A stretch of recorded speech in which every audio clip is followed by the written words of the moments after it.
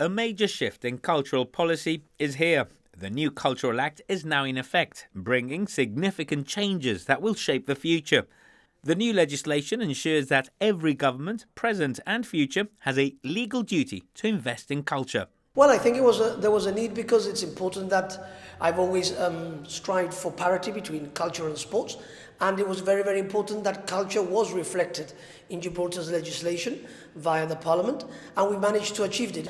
Anybody that comes into the cultural field, whether it's a change of government, change of administration, a new chief cultural officer, anybody from the government could come in, and they know what culture is about and everything that is reflected under culture. For example, there is an Arts Advisory Council, there is a Cultural Grants Committee, you're responsible for the government's art collection, you're responsible for the government's public library, and then in terms of facilities and premises, you are very responsible for many theatres, many galleries, as well as many cultural estates. So collecting as well our cultural capital out there, amongst them 104 new artworks. Tell us about them.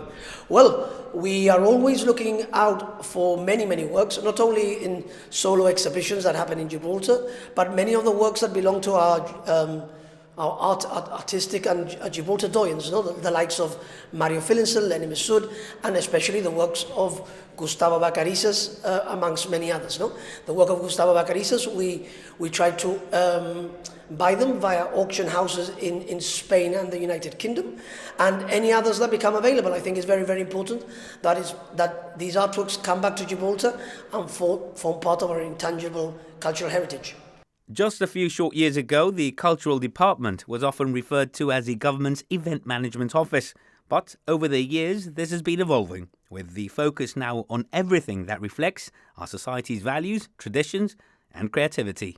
In terms of the arts, we're trying to do more research projects as well. For example, we've just commissioned a research project on Lenny Massoud. We're also working on the Llanito language, as you very, very well know. I aim to commission, with the support obviously of the Minister for Culture, commission a new Llanito dictionary, which will be commissioned, and we're asking several academicians to come on board to produce that work, and obviously expand our cultural product in terms of exporting our art abroad. Like we've got a few projects lined up now for the springtime in Morocco, and as we have also in 2026 another project with the Lloyd's Group of London. The new Act also brings exciting changes for those working in the field. The role of Cultural Services CEO is evolving, with the new title of Chief Culture Officer, reflecting a broader, more strategic mandate. Well, I plan to retire in the early 2030s, God willing, and I expect to be the Chief Cultural Officer till then. Obviously, it's just a legal formality of having to put an expiry date to the post, but obviously I hope and that I will be here till at least 2032.